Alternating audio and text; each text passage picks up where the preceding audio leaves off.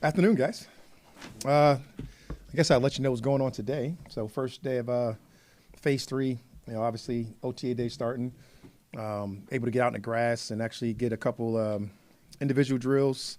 You take from individual drills, some like group install type drills, and then we get a chance to go out and have a few team type periods. Obviously not the same speed that we're used to back in the day, but you'll be able to do some things up front where you keep your head out of the game, just using your hands, and then you'll be able to do some things in the back end a little bit faster with no collisions and things of that nature, kind of the normal OTA day rules, things of that nature. So you'll see a somewhat sped up practice, but not to the degree of a training camp will look like. And with that, I open up questions. All right. From what you have been able to see, and I honestly don't know how much that is, Koo's health, form, kicking since he's come back. Obviously Q's doing a lot of things by himself naturally for a kicker standpoint at this point. And I'll be lying to you and tell you if I veered off into his area a bunch when he's over there with his guys doing their kicking things. But everything from a health standpoint that I've seen, that I've heard about, anything that's been reported, everything feels like on a natural moving course for Koo to do what he needs to do to get ready to go play football. How much did you look at the new kicker before y'all signed him, or is that something that Marquise and the personnel guys handled? Did you say, yeah? Marquise did a big part of that, along with our personnel guys. Knowing who the guy was, being able to get ahead of the evaluations, to be able to look at some of the other guys to see the comparisons of who you wanted to bring in and do some competitive type things. And he was definitely one of the guys that were higher on that realm on both Marquise and Ryan Pace and those guys and what they do. Hakeem and those guys do such a great job of going out finding people and making a roster competitive all across the board. But they definitely did a part of that. And I was able to say, yeah, based on seeing some video, based on, obviously Marquise was able to go watch him go play and do some different things. So that was always good for Marquise to go watch him get out there and see him kick live and really be excited about it and have an opportunity to get him on our football team to compete. You think Jesse is kind of in position to be really the leader of the defense? And of course he has been a leader in the past, but Grady has been here less, and he was the long-term veteran. He was kind of like the heart and soul of the D. Is Jesse now that? I just should say Jesse is going to his third year as an Atlanta Falcon, and Jesse is from day one since he's gotten here, from what I heard at least, has been a leader to a standpoint. Then last year he took an even bigger step and a bigger role in that leadership category, along with a guy like AJ. And those guys in the back end have already kind of started. You guys kind of joke around with those guys a lot about the crash out crew and how they play. And all that's really saying essentially is the style of play they want to play in the back end. And to watch them now, to be able to talk to those guys in the front end or even at the linebacker level on all three levels, to talk about the style of play, how we want to play. You'll hear Brick said a bunch about the heart, mind, fist that they want to play with and the things that they want to do. To watch those guys go do those things is what Jesse's kind of put himself in position to be able to do. Now, his communication with his coordinators, communication with his head coach, his communication with the guys are the biggest part for us. Communication at all levels, he definitely has emphasized that for us. We were talking last week with Brick and Coach Ruby because they're new here. They had not worked with Jesse before, so they knew Jesse kind of from afar, kind of Sure. like you did before. That's right. Last year, and it's a different experience when you learn. It is. He's a different kind of guy. The most similar guy I said it when I got here was Rondé Barber. When it came to the preparation of it all, 2 iPads, one with tape, one with notes. I think the way he moves in the meeting room, his presence, his ability to lock in and just be present at all times, no matter what he's doing, whether it's a workout, whether it's individual training or it's in the meeting room like we talked about. He's a little bit different player when it comes to those things at a high level, above the neck football player that you don't see often and that you hold high regard for. Raheem, last year, late in the season, I think Bijan was saying that kind of the next step for him as a leader was being more vocal out there. Is that kind of the emphasis for you guys at this time of year for him, is to kind of be a little bit more vocal out there? Probably a little bit early to say that you've seen the process of where Bijan's going to go with the being vocal. I know he was able to do it within the one-on-one settings in the building. He's very comfortable, very calm at doing those things, and that's just kind of his personality. I watch him do different things with his teammates. I watch him do different things with other teammates. So I think it's going to translate into the field as we get going, right? Those vocal leaders kind of get going as you get out there and get a couple touches and you're able to talk to your guys. So I think Bijan leads in silence, and he has probably throughout most of his career. And those are some of the things you never want to try to force on a person. But you always want to have those guys find ways to improve themselves, and that's something that he probably looked at that he wanted to improve for himself. And I think he's really taken it to heart. And, for me, we talked about Bijan a bunch, but like it's hard to say what you don't want Bijan to do. You know, you want Bijan to be around everything you're doing, whether you're talking about life or you're talking about football. It just doesn't matter. He's one of those guys that you love to be around, that you definitely get better from being around every single day. Raheem, when it comes to your rookie pass rushers, what are the type of things that you're looking for in the next few days?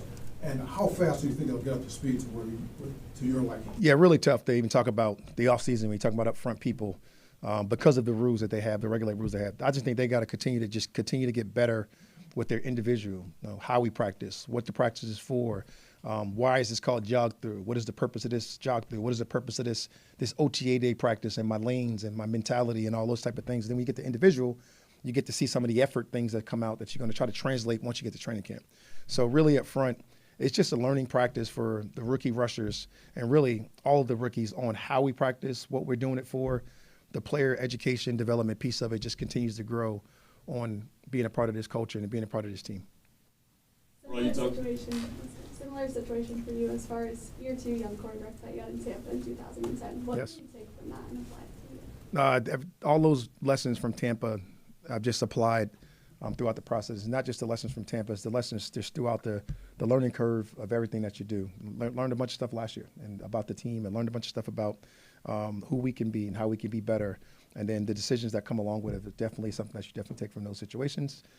Year 2, going into it with the rookie quarterback, coming into his second season, not having to learn what formations are for the first time, being able to go out there and get some things done, being able to take it to a different level with him, being able to take it to a different level with all of our guys. And he was at a very high level, shocked us all last year and where he was. So I'm really fired up and really pleased where he can go to the next step and take the next steps. So I just look forward to those guys doing it. And, obviously all of those things kind of occur in training camp, but right now it's just the process of going out there with your guys and doing it together a little bit.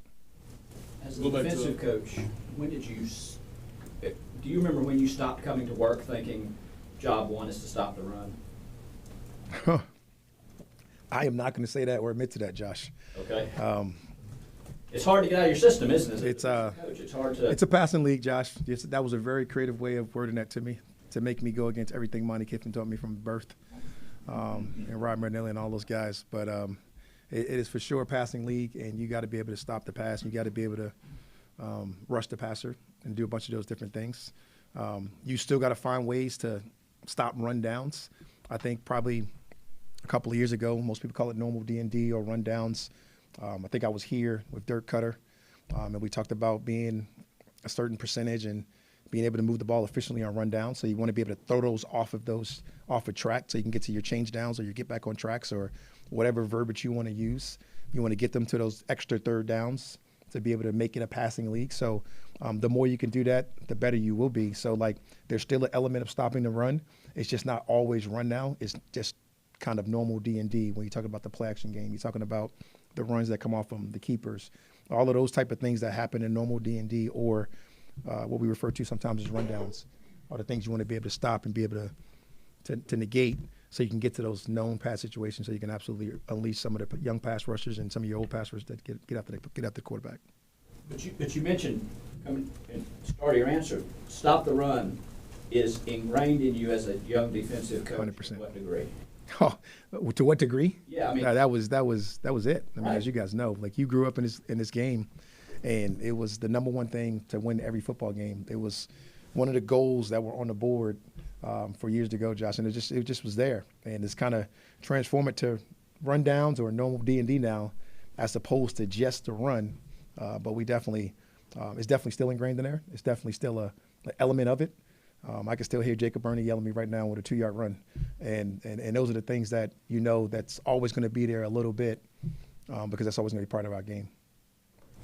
Raheem, with regards to Michael Penix, I mean, this has been a big year for him, and this time last year he was just getting himself acquainted, and you praised him a lot for kind of learning in the shadows, so to speak, kind of just being humble. How do you see him different this year as the starter and kind of needing to be the leader of this offensive unit? I think I just like to watch him, how he's been searching for the knowledge, the system, putting it all together, being able to go out there and formulate how he's going to run his program, what he needs to do, how he's going to continue to get better. I think him having a thought process of what it's going to look like for him in the next 3 weeks of OTA days, and then the next 5 weeks after that, when we take our break, coming back to training camp, I think all doing it for the first time as a starter for him is still a big learning curve. But I definitely like his approach. I like his open mindset. I like his ability to go out there and really get the guys going every day. I like his ability to sit back and debrief on those things when you ask him those questions. I like his ability to really figure it out and how he wants to do it better with each individual part of his group, whether it be the team or whether it just be offense. He's a really conscientious young man, and that's just something I see him growing at every single day.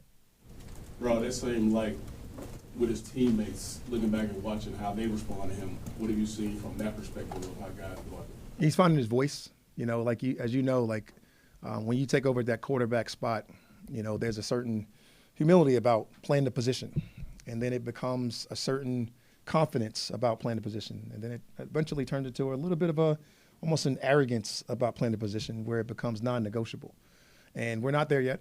I don't think we will be for a little bit, but I think he's at the mode of where he's starting to get the confidence to be able to figure out how to get to that moment and those points on really those quarterbacks who just got a little something different. I've been fortunate enough to be around a few of them, and in the last two, and Matt Ryan and obviously Stafford out in L.A., when they had that kind of control and you felt that kind of arrogance, you felt those kind of guys that can just go out there and win any football game. You feel like you couldn't be beat.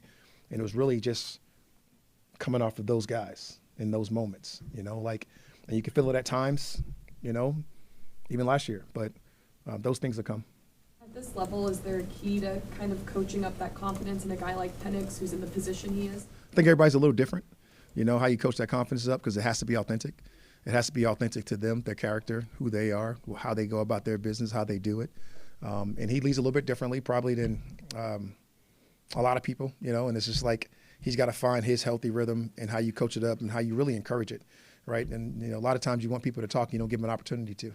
So the more opportunities you give him, the better he'll get at it, and that's just what I'm looking forward to doing.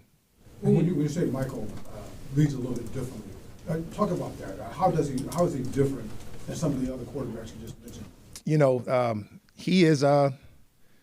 He's got like a real unique kind of like receiver vibe to him when he's talking to the guys, different than the last few guys that I mentioned. But he also has like this mental sharpness and intelligence that hold up, he's a little different. Let me find a way to listen to what he's saying. And he can go through that process really quickly and pretty efficiently as he comes to the sideline, as he can turn it on from talking to the wideouts to your coordinator, to his position coaches, to his head coach, to whatever he needs to say at the right time for those moments, and be that person for those guys. And I think that's important. Talking to the O-line and dealing with those guys is different than dealing with the wideouts or even the backs or even your coaches. And I think he can have those. I think he has that vibe. He has the ability to do those things. I think that's all what's a little different about him. I don't know if you have something formal that you do in this way, but in terms of your own work and what you're trying to get better at personally and with this team, what are some things, how did you go about that this offseason, and maybe what are some things I've got to do a better job, I know I'll be better because of my experience or whatever? The number one thing is being able to identify problems faster, right? So when we can identify those problems faster and not waiting so long to fix them, I think that's something that I can do better personally. And I think that's something that we all can really do. But when you're the head coach and you're overseeing all the different things, you got to be able to see those things a little bit faster to be able to make some of those corrections. We're able to fix a lot of things on offense quickly. We're able to fix a lot of things on defense, didn't do as quickly as you wanted to do them. You're able to fix a bunch of things across the board and how you wanted to do things. So I think being able to identify problems really a bit quicker and to be able to put your imprint and stamp on them, or if you don't have the answers, to be able to go find ways to go find those answers within the organization, within your building, outside the building, whatever it takes to be able to go get those things done. So I'm always fired up for that learning curve of everything. That always interests me. That's something I always love. You definitely have a process, but it's definitely steadily growing and learning every time you go out there and do anything that you do within this game. Sounds like you're talking more week-to-week things, not necessarily in-game. Is that? I was just having what's that word everybody uses now? 3,000-foot view. Kind of look at it, the 30,000-foot view. That's the popular thing to say in these settings. Everyone, you went out and got a couple pass rushers in the draft, and obviously in free agency, but a guy in Braylon, Trice out. Yes. What have you seen from him? What are you looking forward to seeing out here? He's coming back off the injury that was pretty significant for us last year when he got hurt in the preseason. But it's not just him. It's really the accumulation of the last 2 years. You know, Rook, Dorless, Trice. Now you add the guys that we were to add to it this year. Like that young plethora of talent being immersed to the D-line is going to look different. And you got to get those guys out there and give them opportunity to be able to go do it. So now it's going to be up to them, right? And we're at the point where we just talked about we're kind of working our way up to that point, and then hopefully when we get to training camp, you get a chance to see some of the fruits of that labor. Where is Braylon as far as injury recovery? He is at the point where he's out there with our PT, and I don't want to misstep my words. He is with him most of the time. He's doing a couple things on the side. He's doing a lot of the running things, but definitely not at the full category yet if we were doing some of those things, so he's working his way back. Is training camp kind of the hope for that? I would think so, and that would be a realistic goal for him. Going to the back end of your defense. Yes. Obviously, you drafted. I'm sorry, start over again? Going to the back end of your Yes. defense, you drafted Xavier Watts. Just how excited are you for the growth and development of his game? It's very early for all these guys, so you never want to jump the gun on anybody like that. But Watts he's coming in with such a serious demeanor and a mindset, playing in a pro-style defense at Notre Dame and being able to do some of those different things. And, like, his mindset is very similar to Jesse. You know, we talked about Jesse earlier and who he is as a player, and what better example for Watt to have than to be able to go look at a guy like that and how he prepares and how he studies and how he's actually able to go apply it on the grass, right? And then once you get here, there's body development, there's meeting development, there's relationship development, and that's what the process he's in right now. So I'm extremely pleased with all those young rookies as I've trying to get around to those guys one at a time to give them some personal time. And he's one of the guys that I've been thinking about getting to very shortly here. How much do you focus in on the rookies blending in with the veterans in practice like today? It's not today.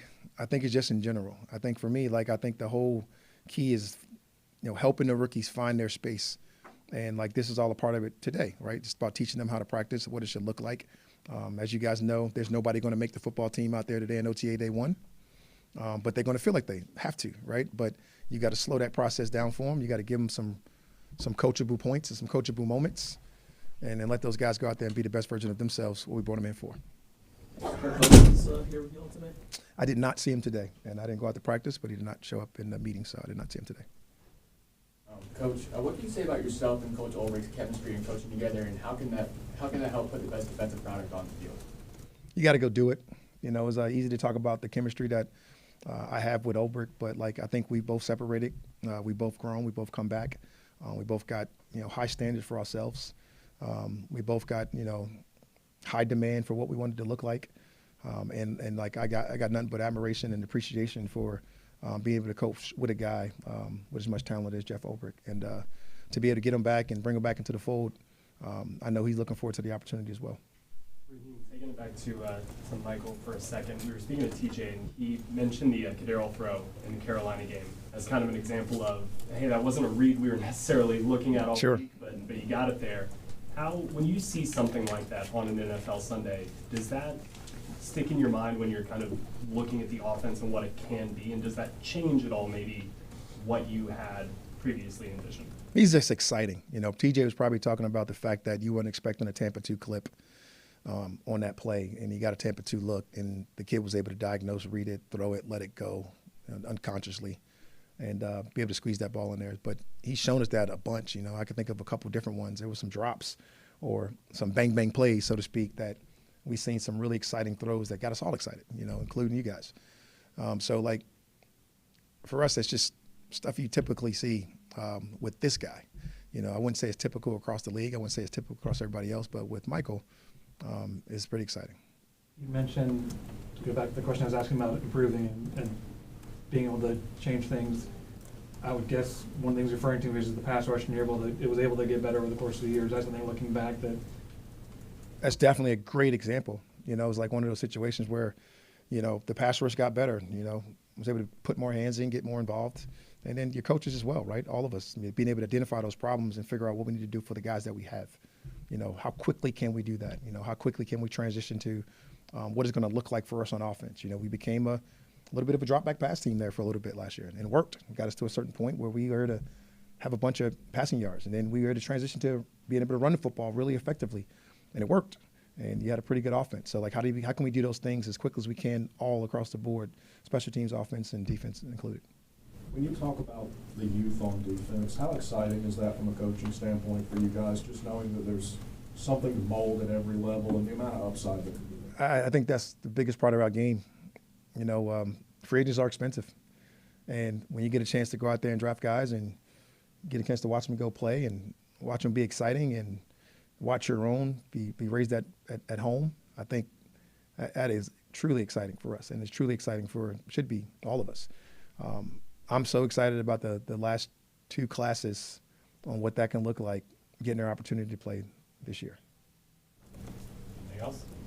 All right, thanks everyone. Thank you, Ray. Thank you, guys. Particularly.